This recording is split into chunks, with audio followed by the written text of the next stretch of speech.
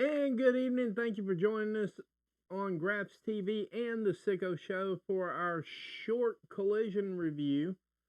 I am your host, the Matty Man.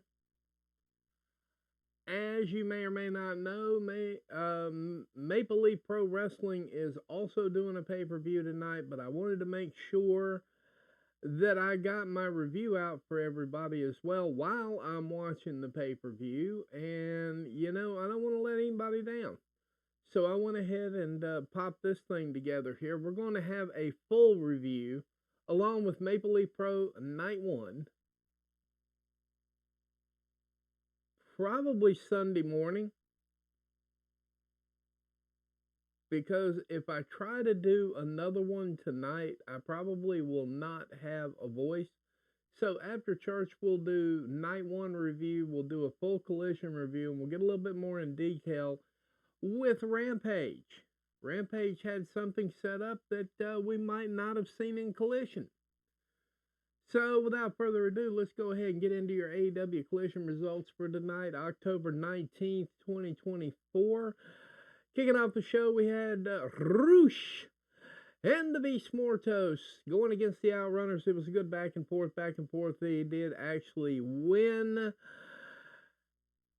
Then there was a post-match assault on the Outrunners for whatever reason. FTR runs in and makes the actual heroic entrance. This was an actual cool entrance, saving the Outrunners from the post-match assault, the beatdown, and so on and so forth. House of Black went against an unnamed team. It was a reasonably good, thrilling trios match.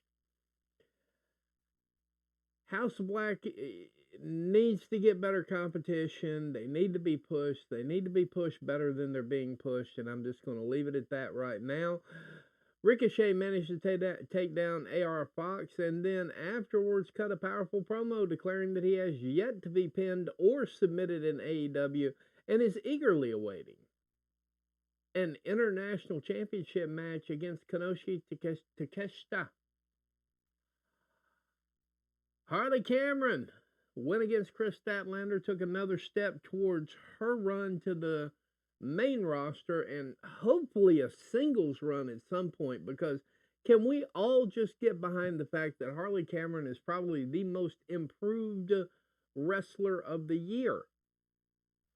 But nevertheless, she fell to Kris Statlander, who immediately called out Kamille and told Mercedes Mone she could get a front row seat.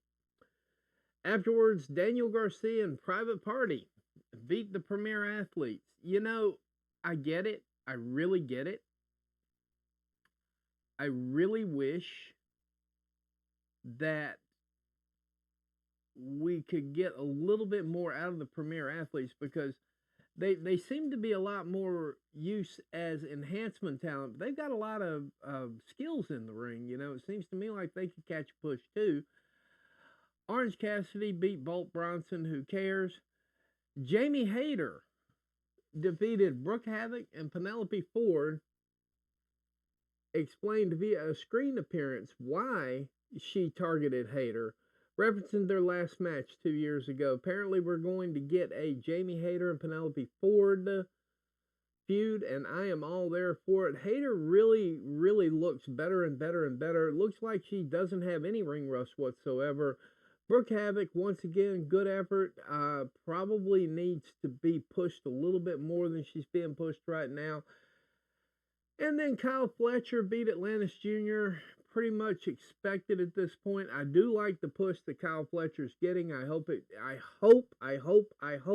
it sees some AEW gold here fairly shortly. I'm not taking it easy on Kyle Fletcher either. I think this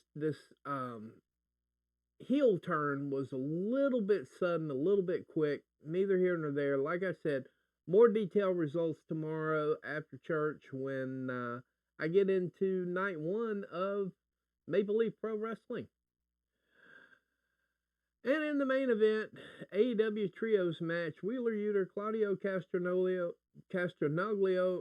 I give up, and Pac defeated Top Flight and Action Andretti. John Moxley and Marina Shafir joined the Chaos with another beatdown. And then the Dark Order ran in trying to save the day. They ended up getting beat down. Then we had a massive brawl to end the show. Solid B performance tonight. Tony, we got to keep the foot on the gas, my good sir. My good sir, we have got to keep the foot on the gas. We got the television deal, and we know we got the television deal, but, you know, it just makes better sense to put on two incredibly good shows every week. This one did not grab me as much as Collision normally grabs me. That doesn't mean it was a bad show, but I give it about a solid B. Moment of the night for me always is going to be Harley Cameron, because Harley Cameron, in my opinion, is the most improved wrestler this year so far, all promotions across the board, all the way around. So with that said, what I'd like to do is go ahead and get more into detail tomorrow, right after church, on our review for Maple Leaf Pro Wrestling Night 1, and we'll be setting the stage for Maple Leaf Pro Wrestling Night 2. You can get that pay-per-view for, I think, $19. The entire thing together was $30. I bought it when it first came out in the package. You should too. Absolutely should. $30, 2 nights of wrestling, tons of matches. You just can't beat it. I'm enjoying it right now. And I'm going to get back to that action right now. While I do, though, I want to remind you that we are going to live television here roughly in about 3 months. So get everything ready. I've got some great offerings for you ready to go. Not sure yet about subscription rates. However, you know, so on and so forth. I may decide how to handle our monthly pay-per-views. There's going to be a wrestling organization involved as well. There's a lot to talk about. There's a lot to unpack with Graps TV, but for the moment, I'm going to get back to Maple Leaf Pro Wrestling, and I will cover this more in detail tomorrow after church. I want to thank you for taking the time to listen to this short review, and I hope you're having a great night. And if you're watching Maple Leaf Pro Wrestling, hit me up with your favorite match. Take care, God bless, and good night, America, wherever you are.